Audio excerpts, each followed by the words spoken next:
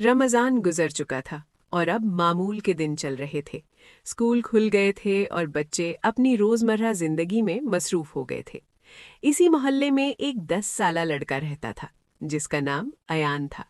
ایان بہت نیک، فرما بردار اور جانوروں سے محبت کرنے والا بچہ تھا۔ ایک دن ایان کے ابو ایک پیارا سے سفید بکرا گھر لائے۔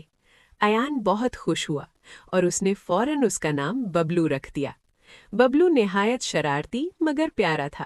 ایان روزانہ اسے گھاس کھلاتا، پانی پلاتا اور اس کے ساتھ کھیلتا۔ دونوں کی دوستی دن بدن مضبوط ہوتی جا رہی تھی۔ ایان اسکول سے آتے ہی اپنا بیگ رکھتا اور سیدھا ببلو کے پاس چلا جاتا۔ وہ اس سے باتیں کرتا، اسے سہلاتا اور کبھی کبھی اس کے ساتھ دوڑ لگاتا۔ ببلو بھی ایان کو دیکھتے ہی خوشی سے اچھلنے لگتا۔ ایک دن ایان کے ابو نے اسے بتایا کہ ببلو کو عید الاضحیٰ کے لیے خریدا گیا ہے اور چند دن بعد اسے اللہ کی راہ میں قربان کیا جائے گا۔ یہ سن کر ایان کا دل بھر آیا۔ اسے ببلو سے بہت محبت ہو گئی تھی۔ وہ خاموش ہو گیا اور ببلو کے پاس جا کر بیٹھ گیا۔ اسی رات ایان نے اپنی امی سے پوچھا، کیا ہم ببلو کو نہیں رکھ سکتے؟ امی نے نرمی سے جواب دیا، بیٹا، قربانی اللہ کا حکم ہے۔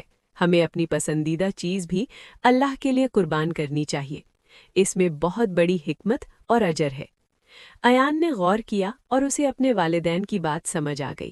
اگلے دن اس نے ببلو کا پہلے سے بھی زیادہ خیال رکھا۔ وہ جانتا تھا کہ یہ اس کے ساتھ آخری دن ہے، اس لیے وہ اسے محبت دیتا رہا۔ عید کا دن آیا۔ ایان نے ہمت کی، ببلو کو پیار کیا اور دل میں دعا کی، یا اللہ، ہماری قربانی قبول فرما۔ اس کی آنکھوں میں آنسو تھے مگر دل میں سکون تھا۔ اس دن ایان نے سیکھا کہ اللہ کی رضا سب سے اہم ہوتی ہے اور سچی محبت وہی ہے جس میں انسان اللہ کے حکم کو سب سے اوپر رکھے۔ اللہ کی خوشی کے لیے قربانی دینا اور صبر کرنا ایک مومن کی پہچان ہے۔